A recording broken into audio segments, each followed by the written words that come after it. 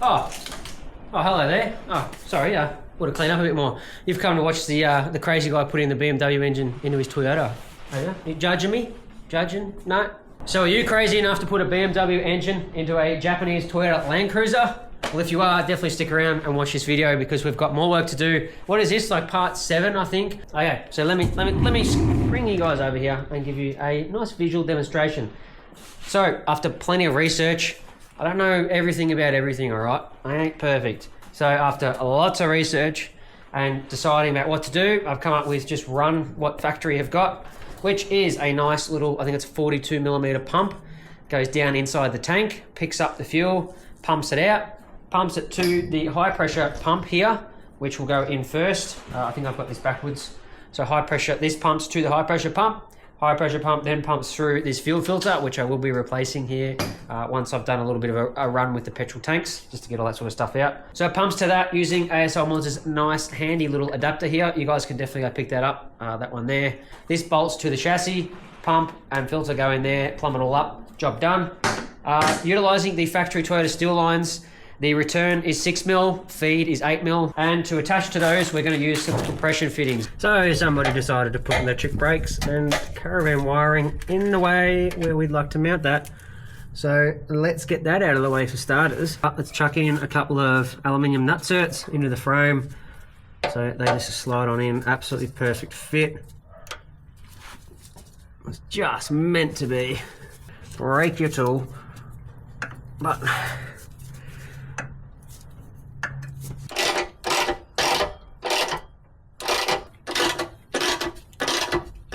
right, so I've done a little bit of clearancing to the lines, just push them up a little bit more, and I've marked exactly where we need to cut the line, and we'll have to bend it down a little bit. So let's see if we can cut this line easily.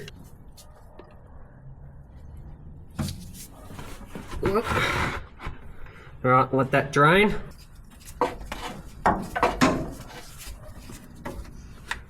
I went and picked up this really small tool so I can hopefully get around without hitting that too much like before. So I'll cut this one to final length.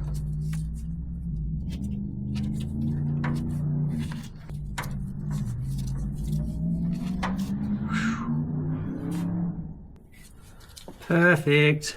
That has left us with a much better cut than the first one did. So putting these fittings together, we need to use some sealer on this thread here. So I'm going to use a diesel thread lock stuff.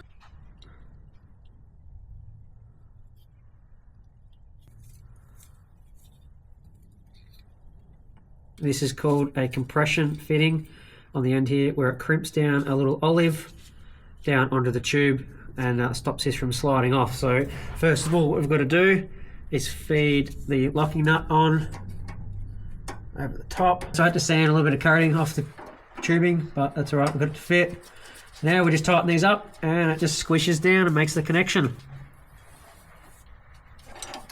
So as you can see there, all fitted up, and I put a little bit of split tube around just to help the line if it was to ever come down near the tank. So this will get plumbed to there, but we're going to drain the tanks first, so I'll do the rest of the plumbing and show you guys that when I'm done. So there we have it, it's all plumbed up except for the fitting from the fuel tank to the pump. And at the front there, we've got the connection made, so pretty much goes into the back of the pump, it pumps it out, goes around the back of the whole setup into the filter, and the filter goes out directly to the front of the engine. So I'll make up a bash guard for this thing, and I'll probably remake this and make it suit the chassis a bit better. I'll get rid of this loom here out of the way too. I'll clip that up probably on the other side of the frame, and then this excess hose here can get clipped up as well, because I'm going to say the engineers will want that. So let's drain these tanks using this bung, and while they're draining we can head up to the engine bay and finish off the plumbing in there. So in the engine bay, mine has this nice big fuel filter here. So we're going to get rid of that because we don't need that anymore. The return has that nice end on it anyway, so I'm going to leave that because that's hard to get. And yeah, we'll just bend it back a little bit straighter so they both run parallel. So here is our feed and return, both ready to be plumbed up. Now I'll show you guys a couple of things on the bench that I have to mock up that I'd like to delete the plastic fittings for. So I'm going to need to find out the thread of this one and take it out, and hopefully I can do some type of T adapter. And we've also got to do these two drains into the return line. We're going to go with this bit of a bulky option, These are from your local hydraulic shop anywhere. So we'll screw these in like that, and that will basically retain what that was. Be a lot more stronger and a lot more reliable than that plastic crap. We do have to modify is this one over here, which is, I can still reuse this part here, but to buy that you have to buy the line, and that's where that sensor screws into.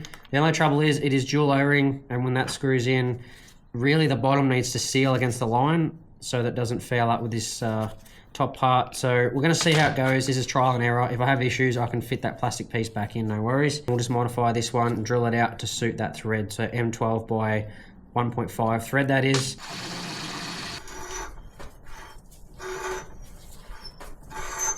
Thread it up quite nicely. Just going to throw it on a lathe and give it a nice little groove for that O-ring to seal against. Alright, so mind the mess here. There's stuff everywhere, but I haven't fired this thing up for way too long. So we just want to add a little groove like what that has inside.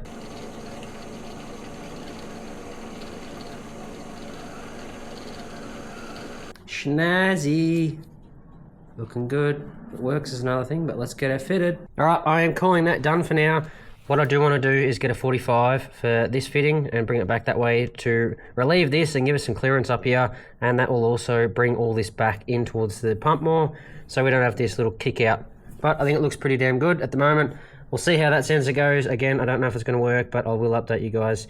We're probably going to make a mount off of here, some sort of rubber mount, and pick up both of these and neatly cradle them. So now we need to jump down and find the in-tank fuel pumps. I'll at least swap one of them out, and I want to check the other one, check the one we've swapped out for literage per hour, so I can see if I can leave that original pump back in there. So I've removed both rear seats. I was really trying to avoid that. I just didn't want to do it, being lazy. So anyway, they're thrown out of the way. You do actually need to do it because it's right in the middle of where the second seat is, or the larger seat. So anyway, got that removed. I've blown it out with the compressed air and vacuumed at the same time. It actually worked out quite well. So now we can pop off both these in and outs, and we can take the electrical plug off, and then we'll pull the whole sender out. There we go.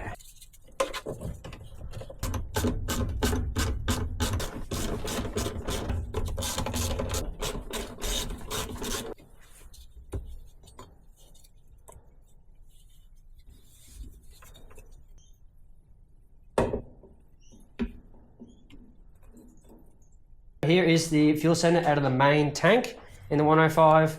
As you can see, it looks a little crusty. It actually does, the factory one does sit in a big basket inside, and mine's got all dirt and stuff in it, so I'm going to clean all that out. Alrighty, so we've got the 105's factory fuel pump just sitting in a heap of diesel here. We're going to record it with my phone to a minute. Hopefully this won't pump too quick. I'll work out some maths anyway if it does. But basically we're just going to pump that over into this until it reaches about a minute and to a litre.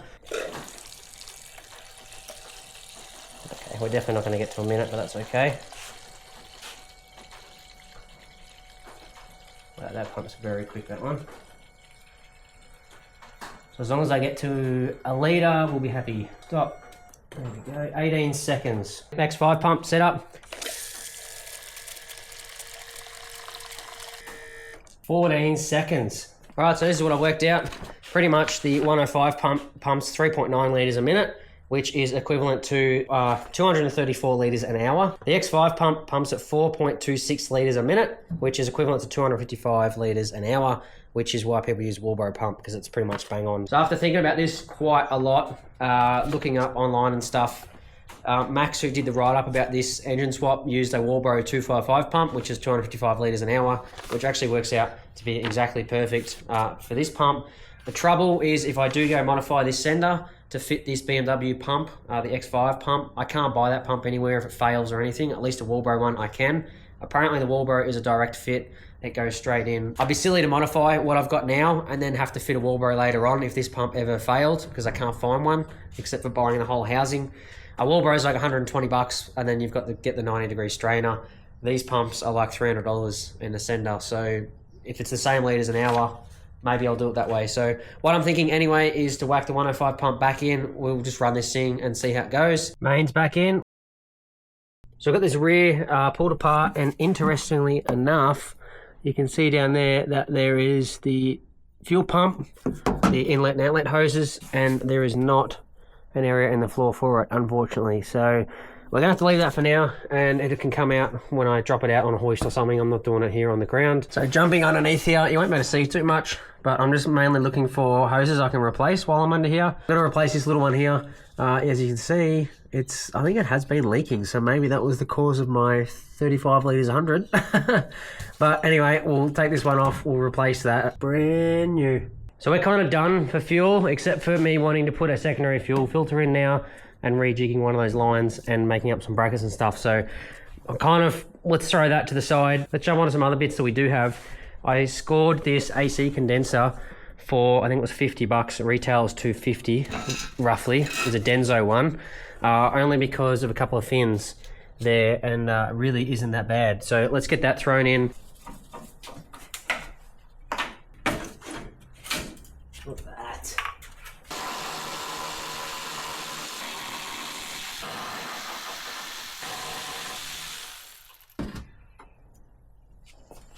Oh, look at that one. It definitely seen better days. But it still worked icy cold. How weird is that?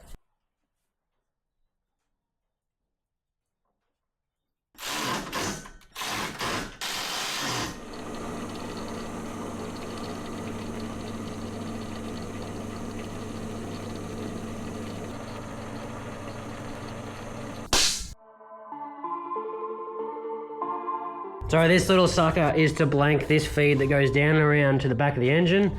It branches off to multiple things and then goes around the rear of the engine and over to the brake cylinder, master cylinder, for the vacuum booster on there on the X5. We don't have one of them on the 105. Most vehicles have them, so this is quite a strange, sort of more modern setup. So that is going to solve it. Yes, it is a bolt that I just machined down, but for now, until we get some stainless steel and bend it all up nice and neat, we're going to use this. So that turned out quite nice, if I do say so myself.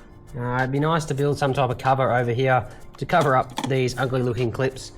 But yeah, pretty much turned out a bolt, painted it black, happy days. That is capped off that line, and what we'll end up doing is remaking that to go back and finish underneath where all the hoses come out. So check this out. This is the Crossmember. I've been waiting. I've been drawing this thing up in CAD, and it looks freaking awesome.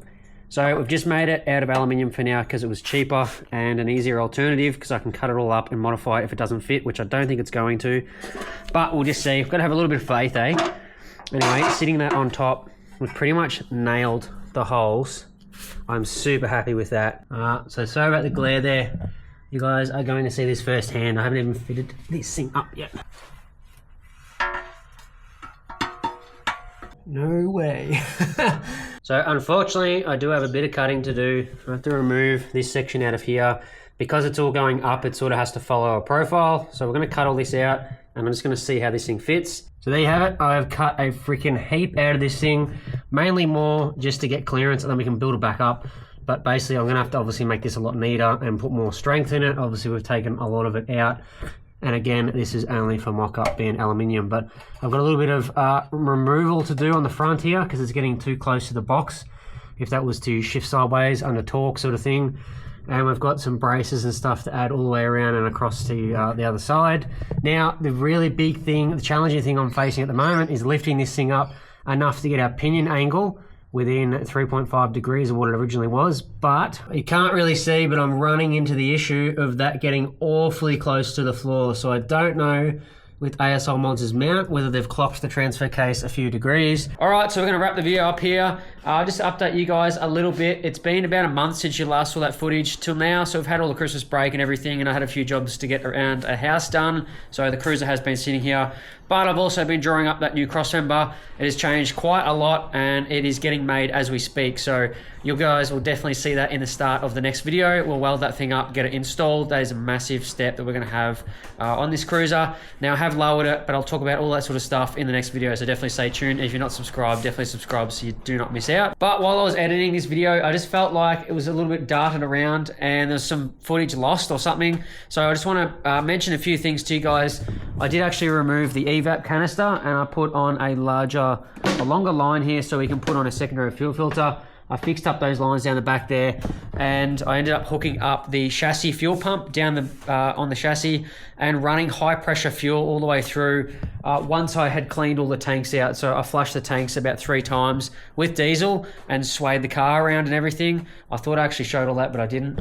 And then ran high pressure fuel, so that's actually still got pressure in it. All the way up the front here. None of those are leaking at the moment, so it's been sitting here for about a month and a half like that, and there's no diesel on the ground. So I think that is really good progress. So up the front, again, we're still waiting on that crossmember to bring everything up so that we can do the thermo fan, we can do the gear shifter and all that sort of stuff. So it's still waiting from that. So yeah, once that gets here next video, it'll definitely be going in. We still have transcooler to do, intercooler to go in. I have actually bought an aluminium TIG welder, so that is going to be huge for the channel, so I cannot wait to get that out here and play with that. But that's going to open up a lot more stuff, but also get this thing actually finished, because my plan this year is definitely to drive it very early this year.